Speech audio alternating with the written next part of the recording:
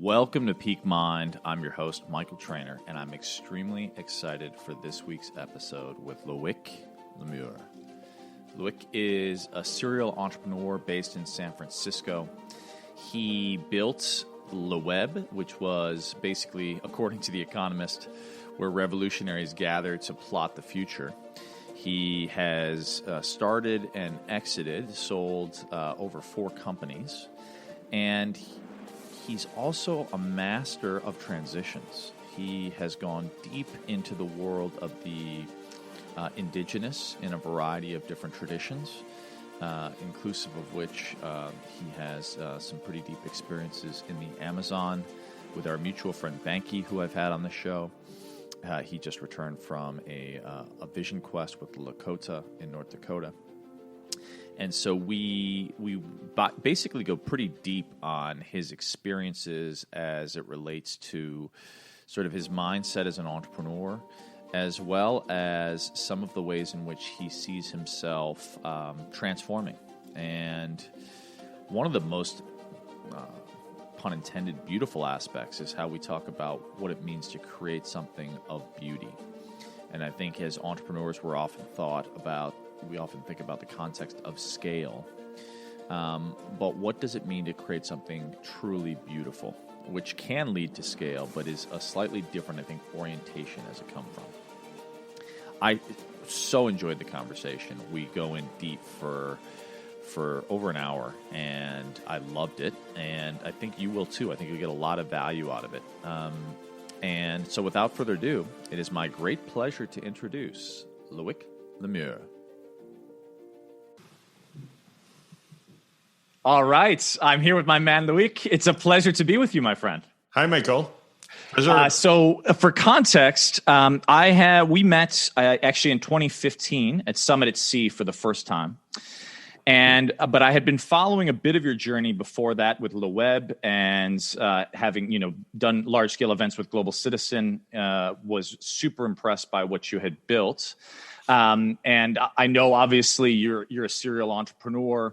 And one of the things I think that I've been reflecting upon, I think many of us have been reflecting upon, because at the time we're recording this, it's during this COVID pandemic, is the nature of reinvention. Mm-hmm. And it struck me as I've been following your journey that you seem to be, to me, a master of reinvention. And I wanted to delve a little bit at first into your entrepreneurial journey and I know that in addition to being an entrepreneur yourself, you've also been in the Bay Area and invested early in LinkedIn and a variety of other, gargantuan sort of tech companies. So you have obviously an eye for what works. But in addition, which is I think what's also appealing to me, is I've seen you with your paragliding and you seem to have a passion and joy for life and are not sort of. While you can work hard and build a successful company, you also prioritize living a rich life. And so I wanted to start off by asking you, sort of as you think about some of the fundamental qualities that you feel have been really central to this ability to reinvent yourself, what do you think about, and especially as all of us have had time to reflect, have you attributed a certain aspect or quality, maybe values or habits that have been able to afford you that particular ability to pivot, if you will, and reinvent yourself successfully time and again? That's an interesting one. Wow. Yeah, it's true. I mean, I of course, you introduced me with the good stuff, but there is also the bad stuff, right? I mean, that I failed a few startups and I made mistakes. I'm human, and being an entrepreneur is about making mistakes and understanding them really fast, and then, of course, changing direction. I think the quality here is probably curiosity and the feeling that you can never be sure of anything. I am studying some Buddhism right now, and I meditate a lot. And the one thing you learn when you meditate is everything is changing all the time. absolutely everything. You cannot be sure of anything. Look at the world right now, right? And it's if you approach the world this way, which I guess I was approaching somehow as an entrepreneur, then the surprise is not if things go wrong, or if the client that is going to give you a big contract is not giving it to you, or if a company that was going to acquire you is not acquiring you. The surprise is more if it works, right? So yeah. So I think that's how I approach everything. Really, like not only business, but really everything is, and not driven by fear. Of course, if you the extreme of this is then you live in fear. But there is, like certainty, and then we're talking business. So an entrepreneur will keep going no matter what, right? Which is a quality. And then the other extreme is fear. You're so much in fear that first off, you will never start a business because it's risky. Mm-hmm. And so in between, there is this awareness that everything changes. It's like, I was actually just listening to a very good lecture on Buddhism, which was saying it's like, be like water, right? Be like a river. You can put a dam on it. It will fill up until it goes above it. You can try to divert it. It will just still, put a big rock. It will go above. It will go around. Life goes on. Like look at a plant that grows, right? Vine, for example, but wine vine. I have a lot of friends being French wine producers. Yeah. If you block it, it will go around and find its way. So I think that's the quality that I don't always have, but I just live my life this way for sure. So I love that distinction. I actually, I don't think I've shared this with you, but I lived for 2 years actually in Sri Lanka when I was 19, studying Buddhism and studying actually with a traditional healer. And for me, it was very foundational.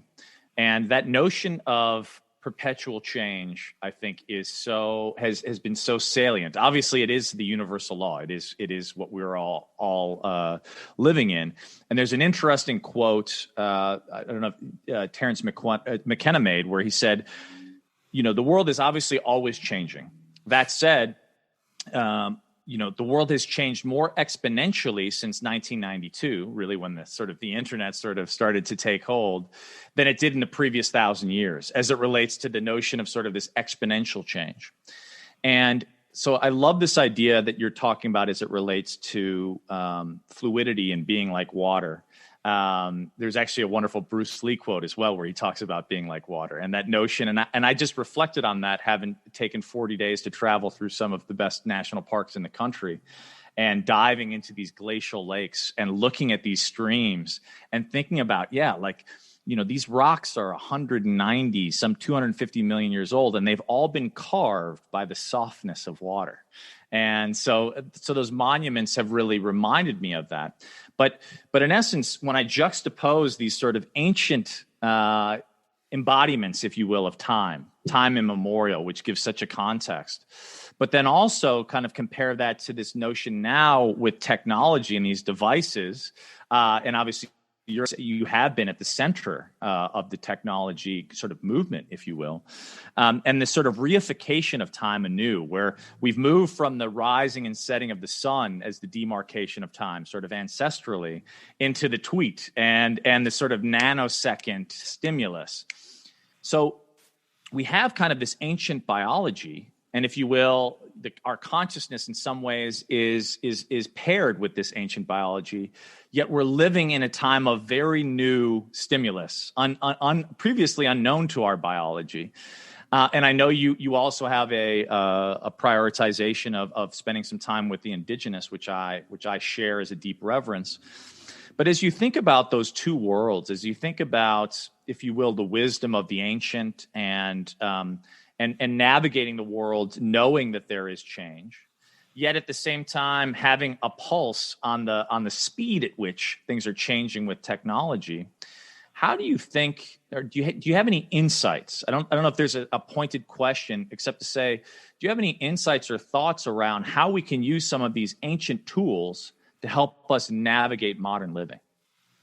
Yeah, it's a very good. I'm struggling with this, like everybody else, because I have this, right, like everybody Exactly. else, and this can be the best and can be the absolute worst. Yeah. That you have in your pocket, because we're constantly on, and we're constantly seeking, trying to achieve something. And like now to quote another of my inspirations is the Eckhart Tolle, The Power of Now, which is like just be now, right? When you meditate, what's happening right now that is so scary? Nothing. Look, we're two friends here talking. Yeah.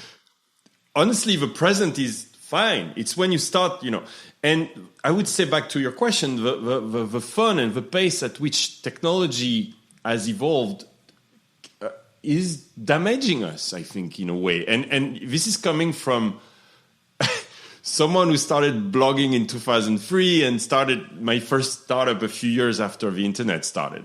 And so we're talking a long time ago. And now when I look at, for example, Elon Musk's device that you connect to your head, I'll tell you what my heart says now that I did all this work with the indigenous tribes is never will I do that. I mean, like, some people can do it, but I have a feeling that there are two goals, right? It's like the moon. There is a side that you can see, and then there is a hidden side, right? Which is next to the sun. It's just a reflection, right? And the side that is presented to us in this PR of Neuralink is the name. So for those who don't know, but everybody knows, I guess, it's the device that will connect inside your brain, like through your skull. I mean, like, how can you be more intense? So the goal is, it will help people with depression. It can help people who have mobility issues, whatever. You take the list. But the dark side is, I think Elon is really scared that AI goes so fast that computers, and possibly robots will pass us, right, and have in some way, and that therefore you need to upgrade the human body. And I am totally against that. I am so against that, because I that's the months. So I've spent 3 months in the Amazon forest in total now, and I will spend more time. But Yes. I have learned there to slow down everything. I've done what they call a dieta, and a dieta is what you eat, what you drink, like everything, but also how you interact. So no devices, very similar to a Vipassana meditation, which I also did, which is no device, nothing to read, nothing to write, nothing. If you talk to people, you don't talk to people. So 10 days silent. So I did basically weeks silent in the forest, very similar, which is something maybe we come back to, but I see a lot of spiritual lineages basically driving you to the same thing. But anyway, it's shutting down contact, right? So including looking in the eyes. So if you do those meditation retreats, they ask you to put your head down if you cross someone, or you have dinner in front of a wall, or with a hat like this, so that there is no information going through the eyes as well. And I was in the forest recently in a little hut remote from the village in the forest. All I had was animals around me and trees, and I was not allowed to see anyone for weeks unless it was the chief of the village that would come every morning, discuss only my dreams. 1 hour, we talk about my dreams. That's all they care about. And this completely changed my perspective of this overflow of information, or this fear that we have to be on top of everything, right? Back to Eckhart Tolle, be present right now, right? Just now, what's happening now. And that's the best way to not worry, because the past has already happened. What can I do about the past? And with the future, we don't know. There's no need to worry about it that much. Look at it. I mean, I'm in San Francisco right now. The people would say the most sure investment you can make is to buy a house, because it keeps going all the time, and the market is 20-30% down. So what's sure anymore? Nothing. So I was going to wait, but you've now so sparked my curiosity, because you're drawing analogies between Vipassana. So when I lived in Sri Lanka, this is it's the oldest center for Theravada Buddhism, living civilization ostensibly in the world. They had brought a segment of the Bodhi tree, which in Buddhism, the three most sacred are the relics of the body and of use, and basically, so the Bodhi tree obviously is sacrosanct, and that notion obviously of meditating under the tree is something that has been really up for me since that time. And I just spent a good portion of time going into nature and being with those trees and spending time.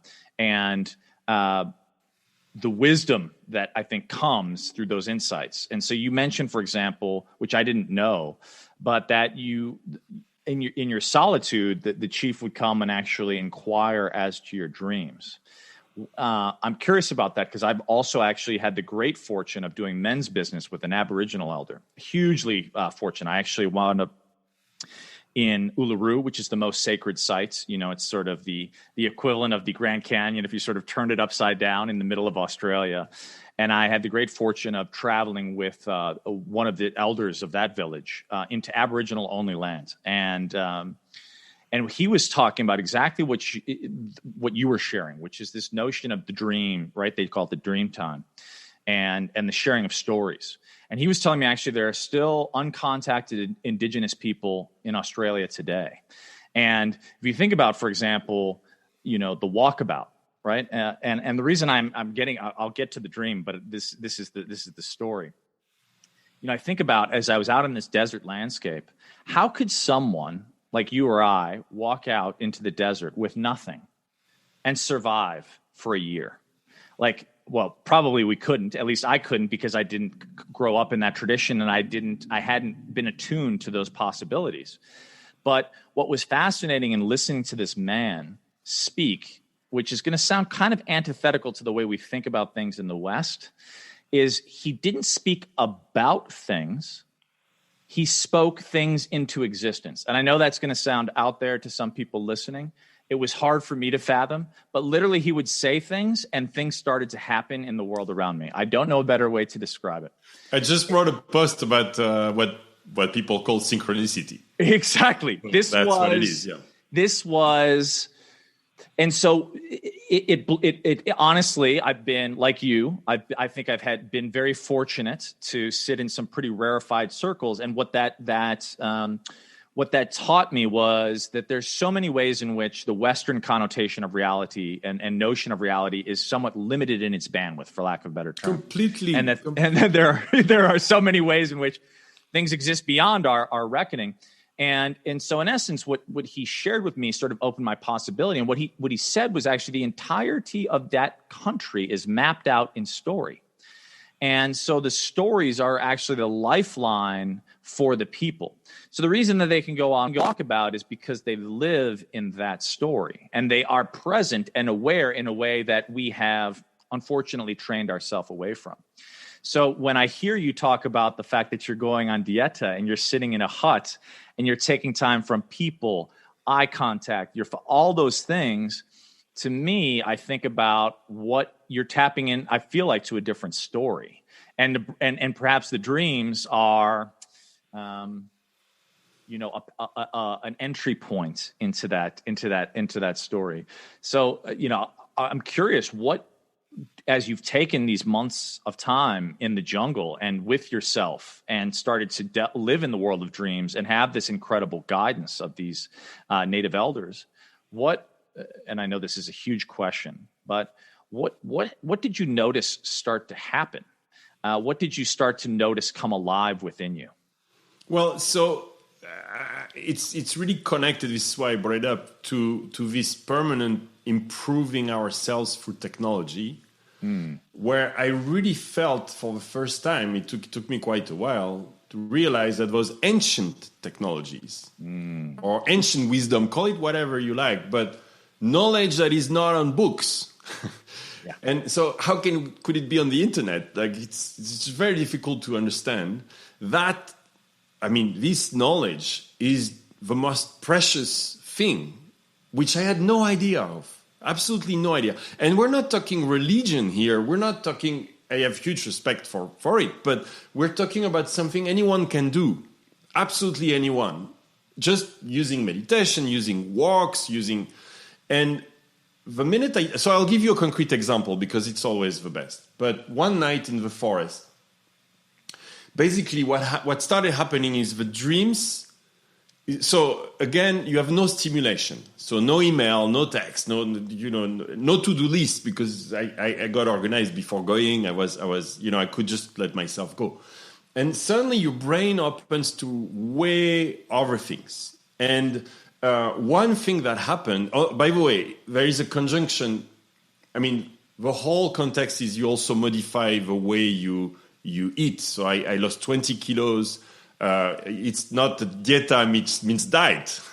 And so I would have like 2 eggs in the morning generally. And because I have chickens, and then a bowl of rice at lunch. That's it. So I lost 20 kilos. And then they removed from my diet any sugar, including fruit. So absolutely no sugar. First time in my life. Then they removed salt. And salt is, first off, the food starts being weird and not very good, right? Because we're all so used to that. And when we talk about addictions, here are 2 addictions that are right under your nose. Yes. That you would think cigarettes, like whatever you want. But no, salt and sugar. We're going to take that out. And I'm like, okay, whatever. It's so hard. It's so hard. And then they say, by the way, you do what you want, but we highly recommend you don't have sex, including with yourself, for 3 months. Like, wow. Okay, that's an interesting one. And I did it. I did 3 months. And total abstinence, celibacy. And it did. So I was modified this way, right? In a very natural way. And we can talk about, so basically what I was doing with startups, this need for curiosity that turned into a conference. You didn't mention it, but I had this conference for 12 years where I was featuring the best entrepreneurs in the world I could find. And now I have this need to discover the best ancient technologies I can find. So I did, and I'll go back to the dreams, but I did basically... Just for those listening, just context, Le Web. So they described it as a place where revolutionaries go to plan the future, and you're going to where the revolutionaries go to be with the past, so to speak, or the ancient. Oh yeah, and know so much. And so I've done, for the time being, I've done 3 techniques. So I see them as, you're running a startup, you need the best, customer relationship management. Then you need the best. Well, we saw it being used by politics, the best way to use social media, and so on and so forth. So you basically take technologies, right? So I approach spirituality, let's drop the word, even though I don't really know what it means, but it's okay, as technologies that are available to you, right? And so back to synchronicity, I see synchronicities in someone bringing me something. So I was in the forest, and I also sat with, spent some time there with other people. And I said, there is one thing about the forest is that it is so intense in terms of plants. There are 3,000 sacred plants in their garden that I would like to know if there are indigenous who work with nothing, just nothing. And that friend told me, go to see the Lakota tribe in South Dakota, and introduced me to someone. And that's how I open a new door. Right? It's like if I open a new, like let's say you're a startup, you start working on AI, right? I'm like, okay, I'm going to start working with that. What do they work with there? Well, fasting. So I was dropped on a mountain. It's called a vision quest, with no food, no sleep. It seems like, no sleep. No sleep at all, right? Or they take you down. They kind of watch you. You don't see them, they watch you. And then no water. And no shelter, right? So no hammock, and I froze. It was very cold. I went through the whole night and spent time there. The first year in their tradition is 24 hours, but you start preparing before because you cannot pee and you cannot do, the other thing. Once you're there, it has to be very, very pure. Anyway, and I had a very similar experience to the forest, just with me starving. I mean, just me cutting things. So no food, no water, no sleep. And it's unbelievable. But I was about to give you an example. Just for context, these are tools for me. And then there are too many tools. This is why it's so funny, because I have friends I'm 48. So I don't see myself, I think I'll never retire. Like I see many guys who never retire. Like I'm following Alejandro Jodorowsky. We can talk about him, but he's 92. And he's like creating and making movies, and it's amazing. Anyway, it's tools to discover. And then you keep what works for you or what doesn't. But one example, one concrete thing that happened to me. I started singing music. Sing music. I know this sounds weird. That never happened to me before. So the indigenous... Like synesthesia, where you see colors associated with music, yes. Or actually seeing music? Like, wow. Synesthesia. Okay. Amazing. I had this indigenous in front of me. Isku is his name. And he started singing, and they use songs for them, the songs are very important. The songs induce the visions, right? And then, again, we can talk about what you believe or not. I don't know what I believe, but I believe what I see. Or I see what I believe. But I saw colors that I cannot just, and I saw that on the mountain there as well. So basically, you sing.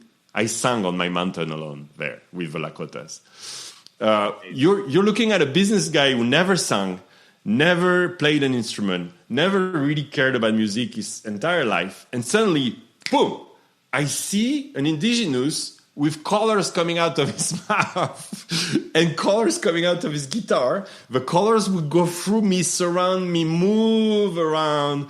And I'm like, wait, what is this? What is this, right? And so call it hallucination, call it whatever you want. It doesn't matter. For me, here is what it is. It is something your brain can do, but we either never learned it, we don't know we can do that, and we did everything possible, texting all day long, to make sure that we never have this experience, because this kind of experience only happens when we're very quiet. So anyway, that's a very concrete example. I'm fascinated now. This is so fascinating. I was talking about retirement. I don't know how people are afraid of being bored if they don't build a startup or if they don't work hard. I am lucky enough that I can do that for a while. Yeah. And it's amazing what the world has if you just open your eyes. Yes. So beautifully said. And what I'm in my listening, there's many things that I'm hearing, but one of the key, I think, distinctions you're drawing is that, again, not making one right or wrong, but in our modern world, we're moving so quickly to do so many things, right? And we associate ourselves often with what we do, right? Like that is the notion of our identity. And what you're doing is actually reducing what you do such that you actually re-enter the state of who you be. Like, who's the being? Who is, below the ego, below the construct of identity, who do we actually be? And what it sounds to me like, again, this is my own interpretation, but when you start to remove the veil, then you start to see the ways in which we are connected. And also, let's call it what it is, like the wonder, I haven't shared this with you, but my father, unfortunately, who recently passed this year, actually had dementia.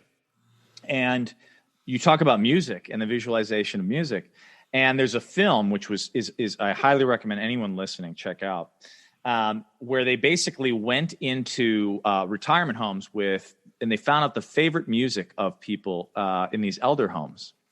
It's called Alive Inside. And there was this beautiful scene where there's this dejected African-American man, probably in his 90s, again, sort of like left to sort of, unfortunately rot in a corner ostensibly in one of these modern day homes. And this gentleman found out his favorite music, and he put the headphones. Keep in mind, this guy is nonverbal, non-responsive, kind of, for all intents and purposes, walking dead, so to speak, but not walking. And they put the music on his ears, and it's like, he turns, the medicine of the music literally turned him back alive. And he starts to talk, and he's like, I remember 1929 shit. And it was jazz. And it was like, talk about the miraculous. One can't described. I mean, medicine, no pharmaceutical drug exists that would be able to replicate that kind of aliveness. And what you talk about reminds me of now because those indigenous, they really push you. I would say they push you more than business pushes you, right? So one night I was there fascinated because this experience now, here's the thing, is once you see something like that, then you see it kind of all the time. Yeah. Like if I hit a string of my guitar, I can, it's there, it's here because you see it once. And your brain, I think, connected a few things that just are there now. And it's just the most amazing thing to discover new. So anyway, what I was telling you, he sits in front of me, he said, now you sing. Like, sing? I'm a business guy. I mean, I do business plans. I raise funding. It's easier for me to raise a few million for a startup than to sing. Yeah. And he says, no, you sing. And he goes and he sits right in front of me and he says, okay, repeat after me. And it's their language, right? Yes. And I go, Wakoma. I won't do it here. And I repeat, right? And I learned now I can sing with the guitar and play 10 songs. If you had told me just a year and a half, 2 years ago, say, I would have told you, first off, I will never sing or play the guitar. And second, I have no interest at all because I'm too busy. You know the joke, right? You should meditate every day. And how about if you're busy? Well, you should meditate twice as much. Exactly. But those guys have completely open. I think I was raised like many people, and then I've evolved in this mind environment. Everything is with my mind. You know, I try to see all the possibilities and predict things and see how. If you shut off this, we all can sing.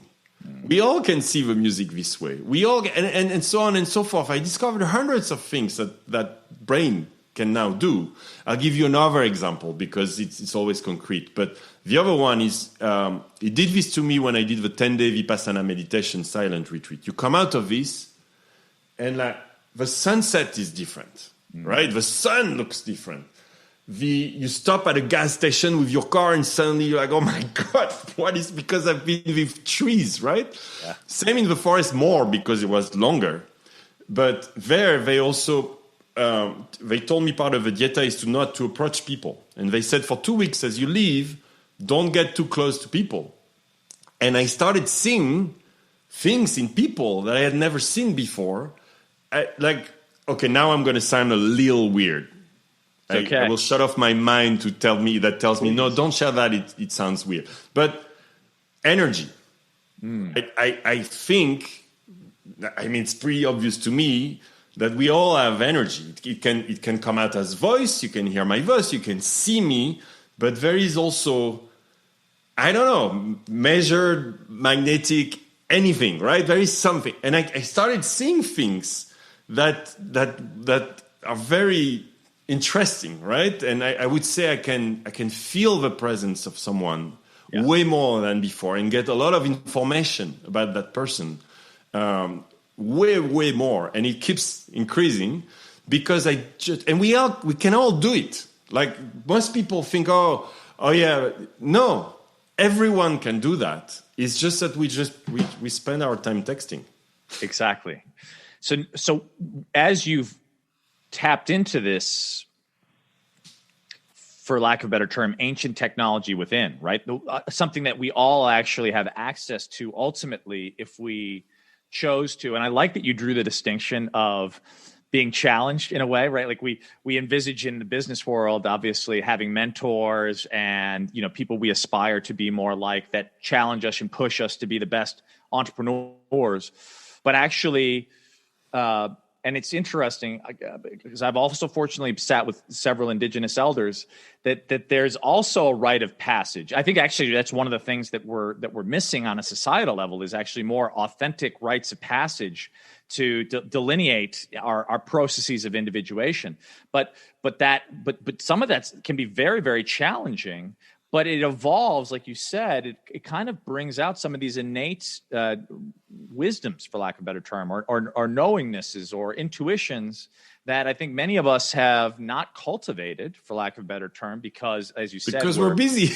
Yeah, we're busy. We're focused on other things. But I totally resonate with what you said. I mean, I won't go into the whole story, but I've also done like a vision fast, and you come out and after 4 or 5 days of no stimulus, I did mine actually. There's a place, I haven't shared it with most people, but I guess I'll share it now. There's a place not too far north of you, actually, in the northern part of California in Humboldt County, called the Wild Coast. And it's the one part of the one where it was too rugged. So they had to build the one highway about 30 miles in. And I went and I did a 7-day solo journey there, fasting journey. And after 4 days, just literally listening to waves morning and night, walking amongst, 1,000-year-old redwood and sequoia logs, and bathing in the naked as the day I was born in the streams, and seeing no one. You start to hear things the acuteness of your, and your intuition and what you said, your sense of smell. It's like, it's truly extraordinary. So as you've talked about sort of refining, because it sounds like you've now done this and built this up, how are you, and this is the piece that I always find fascinating, and I'm still a work in progress on for sure, is how do you then integrate that, right? So you're now playing music, these beautiful songs. Well, let's not push it. Well, you know 10 beautiful songs, which is 10 more than I know. You're getting into your intuitive capacity. As you shared, you're going, as I understand it, this is not work you're stopping. So you will continue to spend time with the Indigenous. What do you find as you go? Because there's a piece of me, and I think those listening perhaps, that might say, okay, is there a fear in you that you lose sight of the shore, for lack of a better term, right? Like there's a civilization, right? There's a civilizing force, and there's a wildness, which I would say, and these are tricky words because they're so laden. Yeah. But in a sense, you're kind of rewilding in a way, like you're and not wild in the sense of you're tapping into a greater sense of, animals are very attuned, right? Like if you're a hawk or a rabbit, you're very attuned to the other's presence, right? Because your vitality is contingent upon it. But what do you, as you come back into these places, because you're in San Francisco right now. I saw, I think you were gone for a couple of months in Europe, and you spent time in South America. How do you, again, in this master of reinvention, how do you start to embody that? So it's not just something you did and it was a cool experience, but it becomes more and more of who you are and how you express yourself regardless of the circle you're in. So the first learning is many learnings. The first one is Indigenous cannot teach you how to integrate in this world very easy. They can't really, because most of you said untouched societies, most of the Indigenous let's say in this village of 100 people, very remote, right? You take four or five planes, then you take an 8-hour little boat. You're like, far. And these people have never seen a car or a plane. They don't know what a city is. And I always try to think as they think, like, what do they think about us, right? Yeah. And only the leaders go out, and then very few of them, because they don't have much money either. It's a beautiful place that they are in, but they have no money because most of the things they eat from the forest, which is fascinating, and they don't pollute anything. They don't produce plastic. It's amazing. We can talk about the environment side, but Benki that I worked with, Benki Pianco, plants 2 million trees a year. Yeah. So when you arrive, the first thing he asks you is, have you planted a tree this year? Like, no. Well, let's go plant one first, then we talk. Like, wow, okay. So this is, I don't think about this. Maybe I think when I take a flight, did I can I neutralize my carbon? But planting a tree, like, very concrete. So I did plant trees, and I helped them plant more trees. But financially, because I was so touched, by what they do. The leader there is not that leader you imagine in a beautiful house. The leader has the smallest hut with a hammock. That's the leader, right? And all he does is plant trees all day long. So Anyway, back to the integration. For the leader, maybe he can explain to you, but most people won't. And I did that mistake, and I'm really grateful that I learned that. But I came back, imagine after a month, I was like, everybody needs to see this. Everybody needs to experiment it. Everybody, it's just so amazing. And I was like that, right? Yes. And I scared a few people. Sure. And I scared my family. And I was like, wow, what? And basically 1 month in the forest probably needs 2 months to come down. Yes. Yeah, I believe it. And then you're talking about the changes. I am still seeing how I changed now. But I can tell you so I did this mistake, because when you talk about business, you talk about mistakes. I did this mistake of being too, trying to evangelize, too much, right? Like, people need to try this. Everyone, the kids there start doing the Lakotas, that the vision quest is compulsory. If you're not an adult, if you have not done your vision quest, and again, it's just fasting, and in the forest, they leave them in the forest. Just go, And same with all the Buddhist tradition. At one point, someone goes alone and learns to be alone. Anyway, the integration. What I've learned is that it's a very personal thing. So now I'm not coming from a place you have to do this. I even though I think I won't be like that. So I was too intense, right? In my posts, and I like to share. I've been blogging since 2003, and I just resumed writing. I have this need. I love it because it makes me organize my own thoughts, and then sharing what I learn is important for me. But I've been too intense, so I stopped. Right, so that was the first learning. Is the experience is Avatar. Like, how can I best describe it, right? The good side of Avatar. I actually saw the bad side too, the bulldozers destroying the forest. They are there, trust me, and the fires. But the good side is as stunning as watching Avatar, except you're in it suddenly. You'll see everything different. With the stars, everything is different. And so it's very confusing. So now I'm in this world, I'm in this house. I go by the society rules. But here's how I look at it. I look at it as a layer, right? When you say your truth. I was born in south of France. Then I was told by my parents and by the person who was going to become my wife, an ex-wife, but for that, going to the best school was what I should do. So I did a business school in France, right? And then what happens when you have that formatting, like that conditioning, is then you're told, well, I had kids, which is beautiful, they're here. It's the most important thing. But also then I got into that flow of society, make money, make more money, succeed more. Then I'll say, just get famous if you can. Why not, right? Yeah. I went to the World Economic Forum. I was a speaker there. I did all kinds of things. I had this, how does it feel to be on TV? Then I started commenting the news on TV, even talking politics sometimes, and so on. I just tried things like I'm trying now. And you know what? I think I look at my life as in this world. You can say in the Matrix if you want. Because that's really what it is, right? Which side are you of a movie? Yes. And I played by the rules, and I achieved some level of success. Mm-hmm. And then what do you do with that success? Well, you achieve financial, somehow financial, being autonomous is obviously amazing. And I know how lucky I am, fortunate.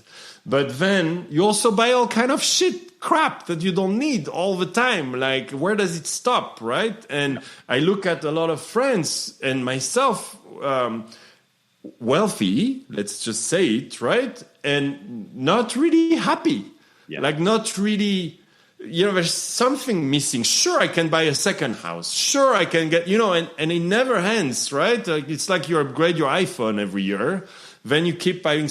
And by the way, I want to have a lot of compassion for people in trouble right now watching this. And I'm very aware of how lucky I am. But I want to say this. I simplify my life these days as much as I can.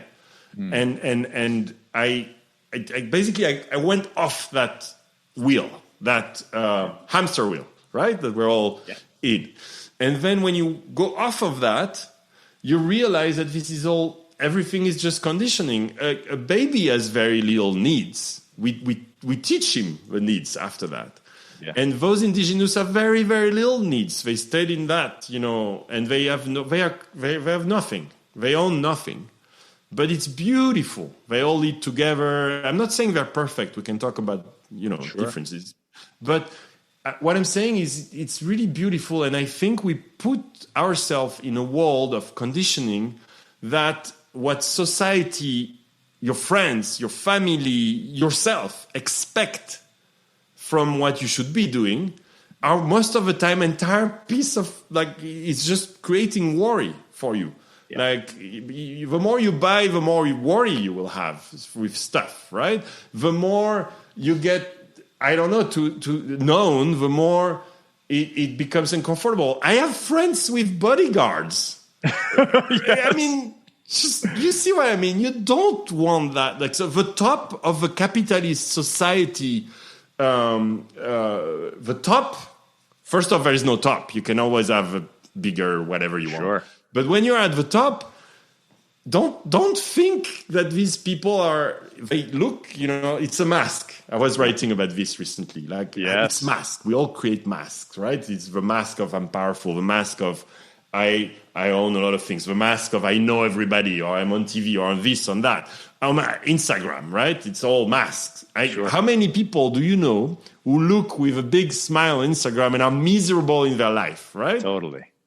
So anyway, I'm sorry I'm a little long, Michael, but I get excited about this. But I think what those experiences are teaching me, because I'm a student, I'm nothing, I'm nobody. When I see how those masters there, able of, curing you from, for example, a bite of any snake with the plants they have and the knowledge they have. Remember all the drugs as in medical, drugs that we use are mostly coming from plants. I don't know, but like 80%, like most of them, it's research on plants. So they know that better than we do. And I'm not saying medicine is not good. It's great. But there is something there that we've been conditioned, and you can peel the onion, you remove that new car you want. You don't really want a new car. Remove that, sure, we have all basic needs, shelter, food, family stability. Sure,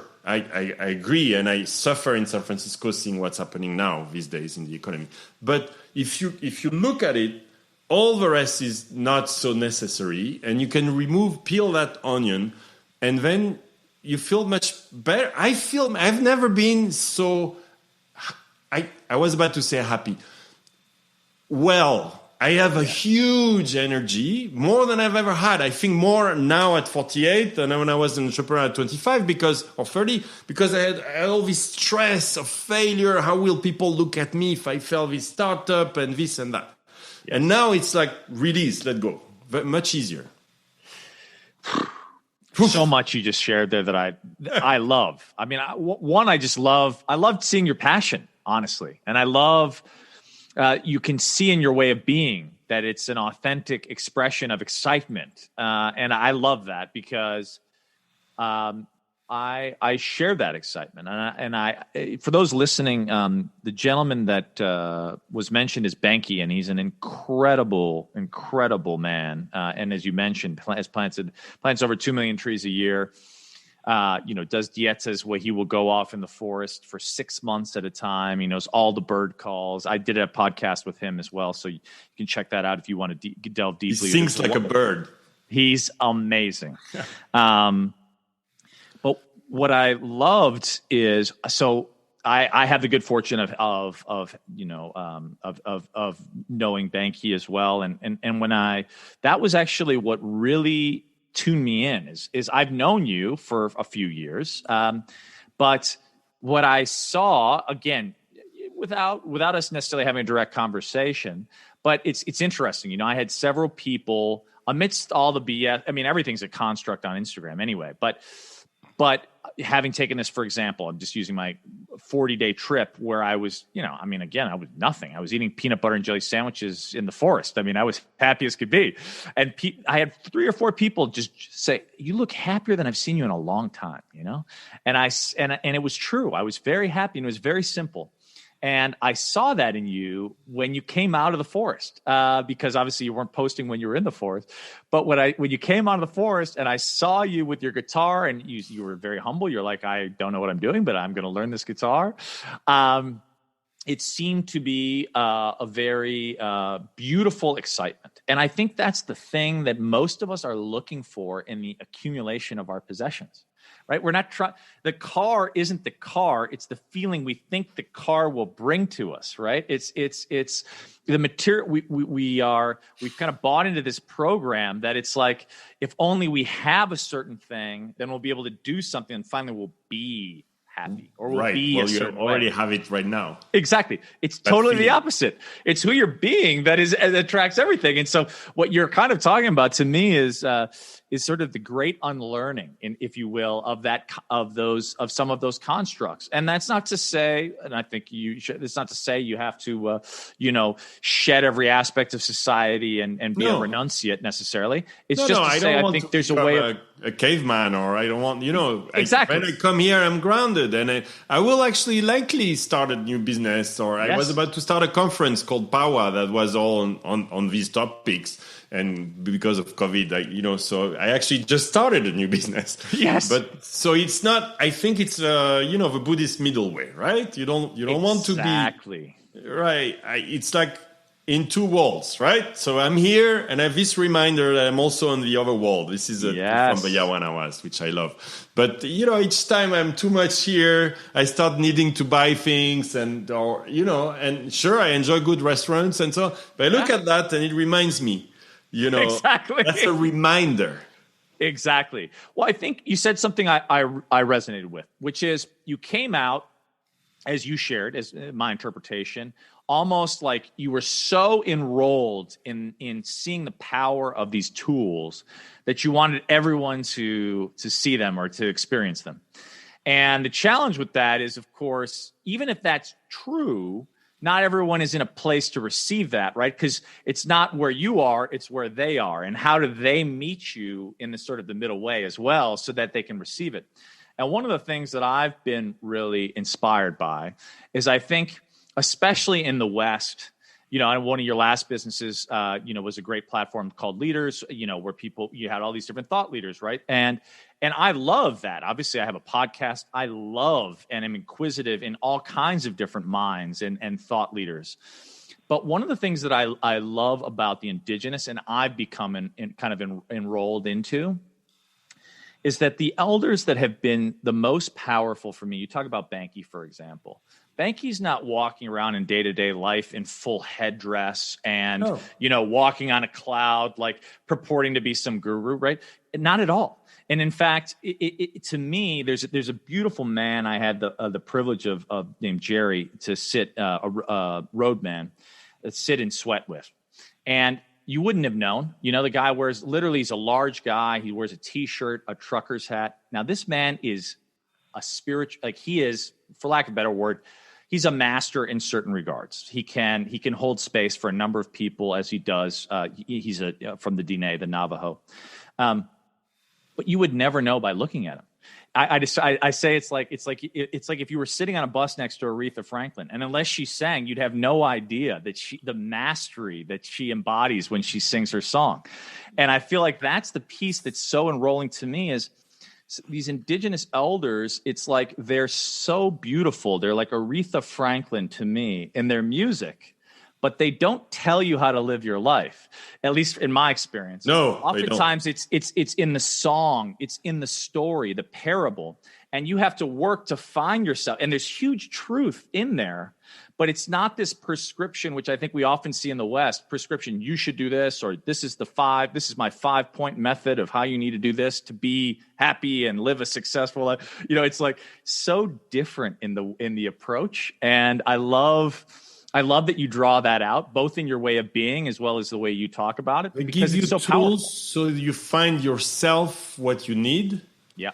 And I'll be honest, even making the mistakes of coming back, you know, too intense. Yeah. Is part of, you know, now if someone is asking me for advice about this, I can totally explain exactly because I did it, and I did. Yes. I did some mistakes, and Sure. it's fine. You know, it's okay to make mistakes. You need to learn, but it's really questions who are we, right? Yeah. Am I an entrepreneur? Am I now a beginner guitar player? Am I who am I, right? Am I, you know, a kite surfer? These are all like, you know, and we're like back to what you were saying at the beginning is you can change that mask. Yes. Like it's so easy. What I really love is to challenge myself all the time into new things, and this is this is the most fascinating thing, or knowledge, technology, whatever I have encountered in my life. I would have loved to discover it before, but everything happens at the right time, and I think you can see that it's growing. You know, when people talk about spirituality and those spiritual practices more and more. And what we're talking about is consciousness. Yes. I think that's what it is. And when people ask me, what are you doing now? Well, I've decided that the most important thing for me right now is consciousness, is to be aware of what I'm doing, of what I put in my body, how I eat. You know, for example, I did no alcohol. Oh yeah, I forgot. Of course, no alcohol. For a wine lover, French guy like me, Yes. I did 7 months no alcohol, something like that. And now I started again because I love it, you know, and it's okay. I'm not a monk, right? Yeah. I took a glass of wine, I got drunk. But I'm also learning, you know, you could put a bottle of wine or two sometimes, you know, with friends. You never know in France what happens in me. And I would behave. Now, whoa, okay, so two glasses, you know, it's 3 is already danger zone. So you know, but do I enjoy it? Sure, I enjoy it. But back to consciousness, the world is a very, very difficult place right now, and I think what we're seeing with the governments, I won't get into politics, but you can see why I refer to being in this country, is that they don't have consciousness. They're not aware, I think, that the consequences of what they decide can just simply end the human era completely. Our society could completely disappear. And I'll be honest with you, with COVID right now, I wonder if I prefer being in San Francisco or being there in the forest with my friends. Yeah. There. Because it's you know, and of course they're very sensitive, but what I mean is just accepting others' consciousness, being like, for example, I think I won't say I never get upset, but I get upset much less. I actually cannot really remember last time. That's one of the things, you know. And when you're saying integration, is you discover what happens to you as you go. No one can tell you. But one of the things he did is that, because when I was on that mountain with the Sioux, the tribe, the Indian tribe in the US, I got really angry. Really angry. Why am I here with no food, no sleep, no water, no shelter, under the rain, freezing my feet? Why am I doing this? And I started, you know, going through a whole like angriness process, which now when I get angry, I can catch it. You know, it's like, oh yeah, yeah, remember, you know. So it's all these things. all this violence is coming from us not being aware enough, or it's all this. There is a teacher that was killed in France. I don't know if you saw that. It's French news. Because anyway, and this is all lack of awareness, and I think it's very subtle, but that's probably one of the things the world needs the most, because if the leaders are more aware, if people in everyday life are more aware, then we won't see so many bad things happening to us and to the planet. So I'm going to kind of go there, because you've kind of T-balled it up in a way perfectly, which is we are now in a very critical period of time as it relates to sort of humanity on the planet, right? So we are in certain worldviews amidst a mass extinction. There have been, 6 sort of mass extinctions. And at the moment, at least on a species level, which you can see obviously in the Amazon, there's and the great shepherds, the great protectors of the Amazon are these incredible indigenous groups. But there is, in my view, a great challenge. And we're seeing that with COVID, where one person's breath can have impact on the lives of everyone. We're basically being shown the fallacy of our independence, if you will. I mean, we're being shown that we are interdependent, whether we like it or not.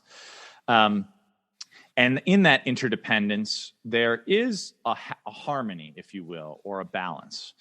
Now, in my limited and in my humble experience, I always look as it relates to consciousness, because my previous iteration was building Global Citizen, which is a large-scale platform around creating change in the world, and it's using sort of the powers that be, if you will, largely politicians, celebrities, in terms of large-scale musicians, actors, etc. And I'm proud of what we built, and I think it's raised $40 billion in new commitments, and this is extraordinarily powerful. That said, I also realize that, perhaps a crass analogy, but take a lottery winner. Many lottery winners, professional athletes, they receive a windfall of finance, but in a few years' time, they're either where they were or go bankrupt, because they haven't evolved a way of being, a consciousness, if you will, that enables them to hold that change. And so, to me at least, I believe there's a necessary, for lack of a better term, revolution in consciousness for us in the inner work to be able to hold, I think, effectively the transformation that we're seeing happen quite exponentially around us. This is my own particular worldview. But I believe that certain technologies, like Vipassana, like plant medicines, like some of these ancient tools, can be huge allies in helping us to awake to that interdependence and that, for lack of a better term, rebalancing the ship. Because I don't think we go backwards. Obviously, we're going to continue going forwards, and technology is going to evolve. My question is, where's the singularity? Not in the sense of singularity as we know it in the context of AI and humanity, but actually the ancient and the modern. Is there a way in which we can bring together, and I know that this is some of the things you're thinking about with Paula as you talk about speakers, but is there a way in which we can start to bring these incredibly ancient truths, which are so profound in tools, that help us, for lack of a better term, remember and reawaken to that interdependence, to that possibility, and hopefully enable us to harness this technology in a way that keeps us in enough equilibrium that humans can continue to survive and thrive on the planet. Now, this is a huge topic. Obviously, I don't think anyone knows the answer to it. But as someone who dances, for lack of a better term, in both worlds. Not yet. I don't dance yet. That's on my list. that's the next step. Okay, that's coming next. Yes. Next time I see you, I want to see the dance. I sing and I play guitar, but I don't dance yet. Okay. Well, next time, I'm looking forward to. I will in this life hopefully see you dance. But as you think about this, our collective song. What are some of the tools that you've come across that have been great medicine for you, and or that you think could be great medicine for those listening, for humanity, for the planet? Are there any tools that you found to be particularly useful in that remembering and revisioning process? Well, the first one is meditation. Yeah. And it's hard, but it's available to anyone. I mean, it's hard. The hardest in meditation is to decide to meditate. Because it's so easy to do, but it's also so easy to be like, hey, thanks, I'll have a glass of wine. I'll go have my coffee, right? But really, I have this habit now to meditate at least an hour a day. And an hour is hard at the beginning. It's excruciating, right? Because you have those thoughts and your body hurts and all that. But everybody can do 10 minutes, 5 minutes, 10 minutes, 20 minutes. But it's again, the hardest is not to lose the habit. But you would be surprised, and this is so obvious to say that, but I get reminded every single day. And I actually guide some meditations now, and I'm wondering if I would do, like, I'll probably do a Zoom call or something, because people ask me, but it's very super simple, really super. And by the way, there is a million guided meditations. There's Calm, the app that anyone can download. Yes. The problem of these is that it's not about downloading the app; it's about actually using it. But anyway, that's tool number one. Tool number two, is really to learn to be separate, which is alone, sure, but not only alone. To be to go with trees, right? Go in the forest if you find one. It doesn't have to be the Amazon. Go by the ocean. Go, and leave the city, which many people do, forced with COVID. And I think this is the positive. It's amazing that people rediscover that. But nature can teach us so much. And I learned that. I learned, like, being able to stay hours. I watched butterflies in the forest because they're so beautiful. You have the most amazing butterflies. And honestly, I wasn't bored. Because I was in a hut so far, right? And butterflies, beautiful. Every morning they would come, like to say good morning, right? And I had no coffee. I forgot to say no coffee, of course, but nothing. And all these, like, you wake up here and I want a coffee, right? Because I can. There is no coffee. Well, there was no coffee because the dieta prevents you from having coffee. They say no coffee, which was great. But anyway, second tool, nature. Then I think, so I'm learning myself, and I'm always listening, by the way, if people advise me things. But so we talked about synchronicity. Synchronicity are things that happen to you that do not sound, that are random, but that in fact are repeated enough or are so obvious that they don't seem random. There is an amazing book I highly recommend, which is The Surrender Experiment. Yes, and Michael Singer, so good. From Singer. And that also changed my perspective. Now I let go, right? Like, to some extent. But the idea here is to be able to discover new tools all the time. So there is one I'm discovering now, because I don't have enough, is Qigong. Yes. So this, what the Chinese do, these, like, exercises with their body, and they seem to be moving energy. And I always looked at it as, you see them in the parks in San Francisco. It has something to do with yoga, but it's sitting up. It's like a standing up meditation. It's very slow, which is good for me because, as you can see, I'm very always animated. So it's all about feeling your energy. Yeah. And when you see things like this, then you understand Qigong, right? So they are like, for example, there is a meditation which is like that, where you just send the energy from your hands to your body. You don't have to believe it. It's simple. There are no books to have. You just watch and videos on YouTube and just do what they do. Anyway, I'm learning that, and I find it amazing for me because, again, the forest revealed these. Let's say what the forest did for me is it removed any sensation, or you cannot do that, it's ridiculous. Yes. That's one of the learnings, is remove the no. What will my friends think? First of all, there are only trees watching you, so you can do whatever you but the judgment, right? No. Society thinks this is weird. And there you can just be, like, you should just go talk to trees if you like. It's okay. I didn't, not often. but feeling the energy, yes. This is very concrete, right? And you can feel it when you just do that, right? Just do that. And now feel. Very often you'll feel something, right? Yes. And so the more you do it, cultivate those things, the more you will understand. Like if you get a massage, for example, have you seen, sometimes it's really bad. It's like you can feel they're just robots, right? It's like, but music. Music can be robotic, right? You just follow the partition. Or it can be from the heart, right? Same with the voice. All of that is the same, and it's energy. So if I started feeling that, then I started getting into Qigong. Now I like it. I do it every morning. These are very simple tools. So another tool I'm learning, for me, I connect more than yoga, for example, with it because it calms me down and it's nice. But then there is plant medicine, of course, which we have talked little about, but those indigenous have 3,000 plants, right? We know some of them in the West, but there are 3,000 of them.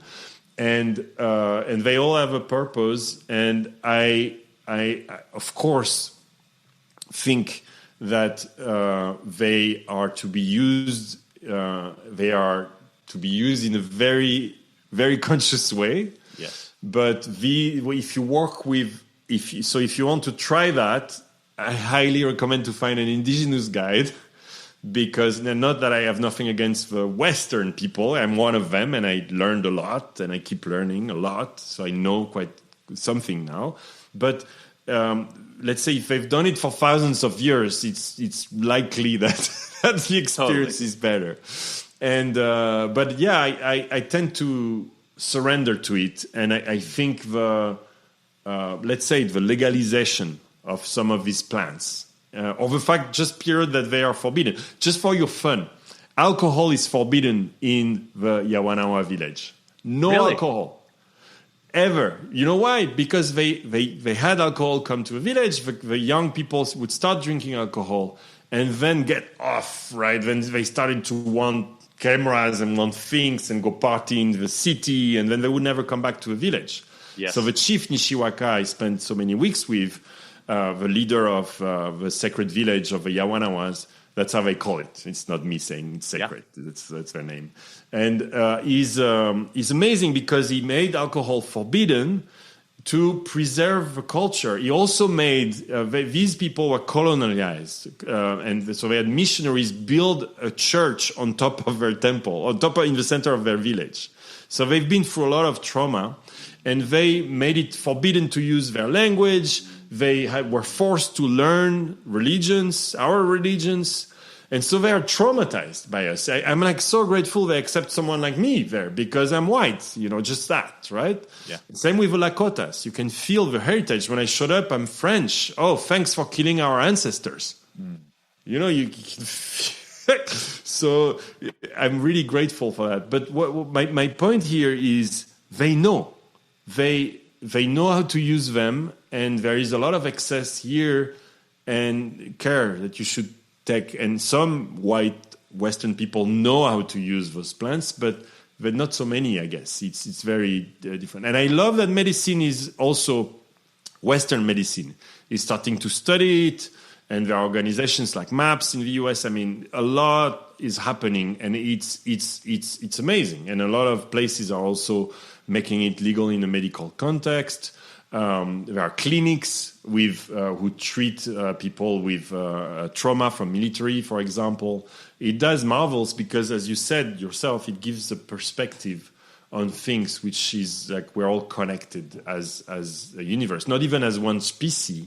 So it's impossible to be racist if you do exactly.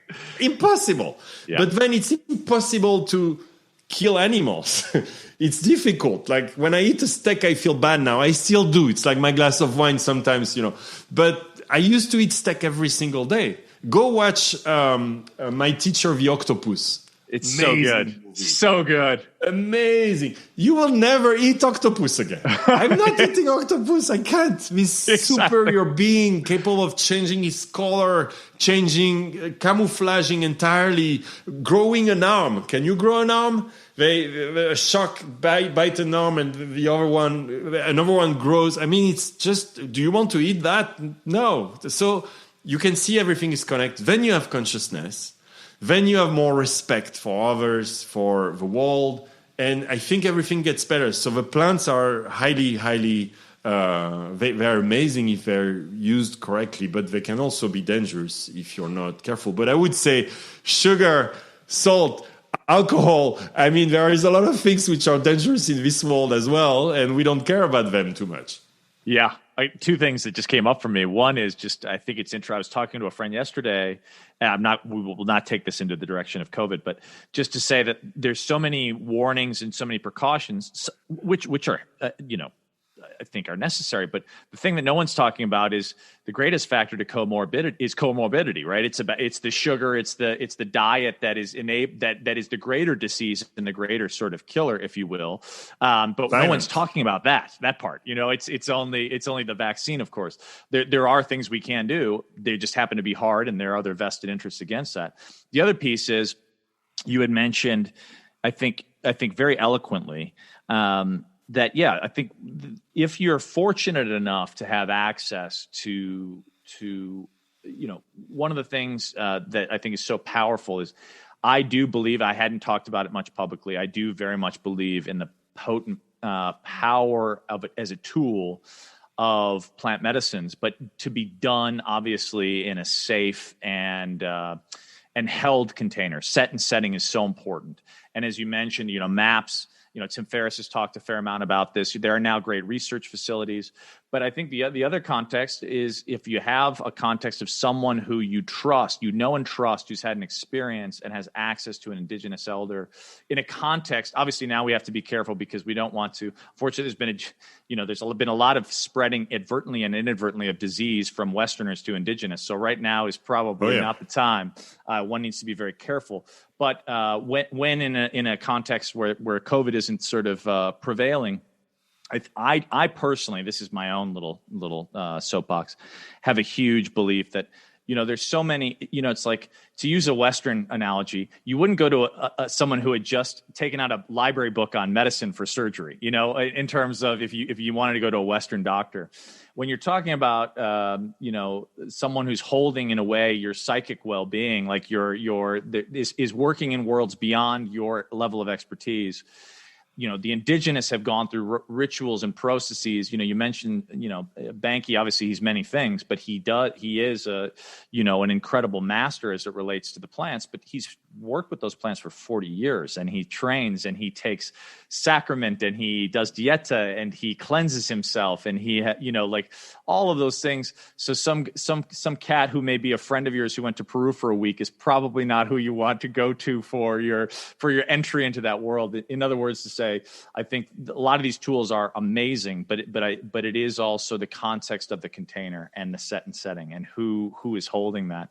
And fortunately, I think when you have someone like yourself who's been able to, in my humble opinion, sit with a master, then you see the possibilities of what that can afford. Because I just want to acknowledge you for a minute. I haven't known you that long. But I'm far from perfect, but one thing I've worked on getting better at is being what I call being in the listening. And in being in the listening, I've seen how you show up, what you choose to share, your willingness to reinvent yourself, to not rest on your laurels, to continue to be a student of life, to translate that curiosity that made you a successful entrepreneur and take it into an area of being a student in areas where you have very little familiarity. And that's what the Yawanawa chief told me at the end. So my second month there, when I came back, at the end he said, "Okay, now you play the guitar and you play a song." It was 3 a.m. because they like to do they call these ceremonies, right? They like to do circles where it's beautiful, like there is a fire and you can hear 1,000 animals. Like scary at the beginning, now not anymore, and they all play music. This is one of the best feelings, right? Ever. People sharing music around fire. We also do it in the West, right? Yeah. But he gives me my guitar. He's like, "Now you play." And I did in front of them, right? And it's like, it was horrible. It was like, but I did. And he looked at me and said, you know what's amazing about you? I said, "No, you're a kid. You're like a kid. I don't know how old you are, but you're a tall kid. You know, if those of you who are familiar with the tarot, I am the zero card, the fool, right now. It's like I know nothing. Sure, I have some things in my bag that, you know, like I have a credit card. But apart from that, I take this guitar and it's amazing. But I'm not forgetting my tools. You know, I'm not. I can still do a startup and a business plan, but I think if and when I do it again or relate to people, I'll do it very, very differently. Let me, because I want to wrap up because I want to be mindful of your time. But I actually, how so? Like, let's bring it sort of full circle. With that beginner's mind, because you talked about Buddhism in the beginning, and in that fool context, ostensibly is analogous, right? Like that notion of beginner's mind. If you approach, say you're building your next startup, and you go off, how would you approach it differently, given what you know now? That you caught me here. yeah. I think the first thing with a lot of humility, because it, you know, the pushing to success all the time and here's the answer. It took me 20 seconds. I wouldn't make scaling and being the largest in the world as my main focus, which was my focus. You know, I was saying that in my videos. You can probably find YouTube videos of me saying that. If you're an entrepreneur, you need to be the best at what you do in the world, aim at the best product in the world, and then dominate and be the leader. Fuck that. You know, I would totally not want to do that. I would want to do something beautiful. Something that I'm so proud of, that if I died tomorrow, I would be so proud of, right? Something with a team that is the best, but not the best in terms of making it bigger, but doing some magical things. We have not talked about magic, but that is magic. When we start a business, it is magic. You know, we're talking about creating things. This is magic. You create something, right? It turns into Facebook. How magical. And then issues along the way. But I'm just saying like that someone can start something that connects the entire billions of people is crazy, right? You could take email if you don't like Facebook. I still like Facebook. I use it. We all do. Yeah. And I have a lot of respect for the founders. But I mean, the goal was scale. And if you listen to people like Tony Robbins or you know, a lot of leaders in Silicon Valley, it's all about scaling. You know, just making it big and right. No, how about making it beautiful? How about making it something you're so proud of, right? It's like these people writing a book so that they just like they get recognized because they have a book. Where is the heart, right? I would do it more from my heart. And I don't know what it is, honestly. But honestly, if I was with a team of 2 or 3, 5, 10, and it was very few customers, and it was, you know, it would be okay. You see what I mean? I used to be like, I need to go public. I need to have in my life the experience of making a company go public and being the CEO of it. And you know what? Absolutely not now. I wouldn't want to.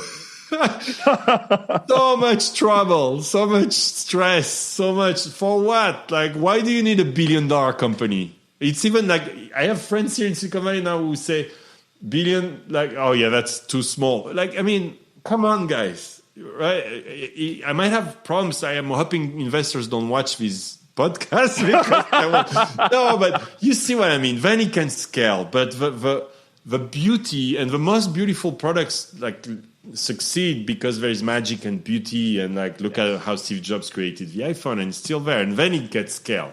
But my point is to not wake up in the morning with the scale in mind and the size, but more the beauty, the quality, and the pride of bringing something to the world that maybe helps others.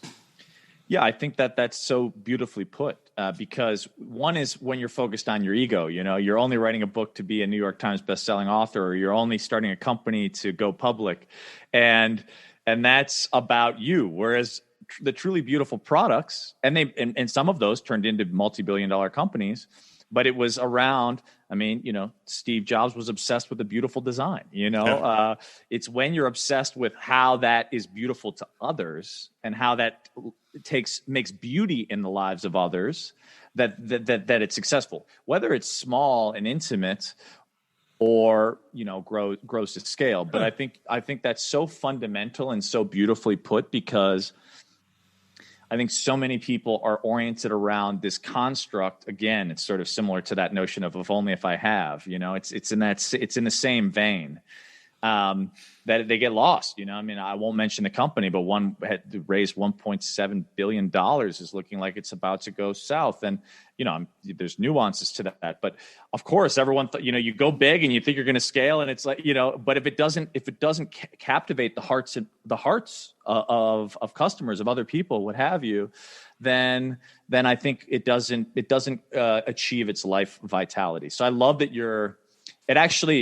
it's beautiful for me to hear right now, because as I'm navigating through some very important decisions, I agree. I think moving from head-centered to heart-centered is so powerful. And it doesn't mean that it doesn't get big and eventually goes public. Yeah. But that should not be your driver. And it was my driver. It was. I need to be that guy, like that guy that goes to the most exclusive talks at the exclusive conferences, and now I just disappeared for 7 months, and it's amazing.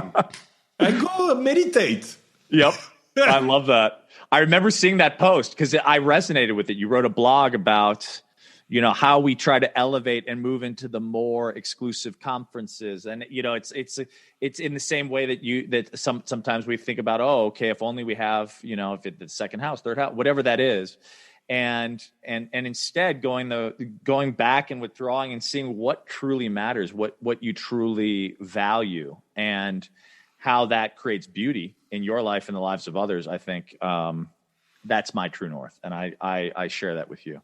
So I want to wrap up, just to be mindful of your time. You've been extremely generous.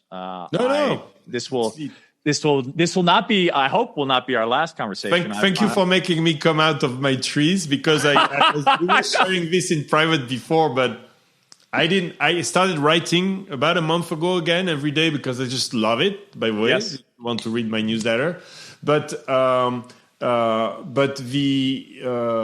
podcast and the videos, I've been a little, like, I wouldn't call myself shy, but I've been inside myself, and also a little cautious about sharing. So thank you for bringing me back out of my trees and my meditation.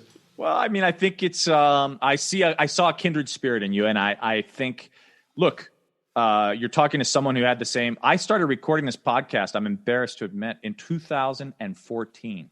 Wow. And it took actually going to a Fleetwood Mac concert and Tom Petty passing, and watching the tribute, and realizing I was going to go to a Tom Petty concert, and I chose not to, because I thought, I'll do it next year. And of course, there was no next year. And it was only in recognizing that I said, you know what, I'm launching my podcast tomorrow. And it's changed my life in that, you and I, text and code. But it's so, here's one of the medicines, for example, of the podcast. You and I have had an undivided, phone-free conversation, like, for the last hour plus.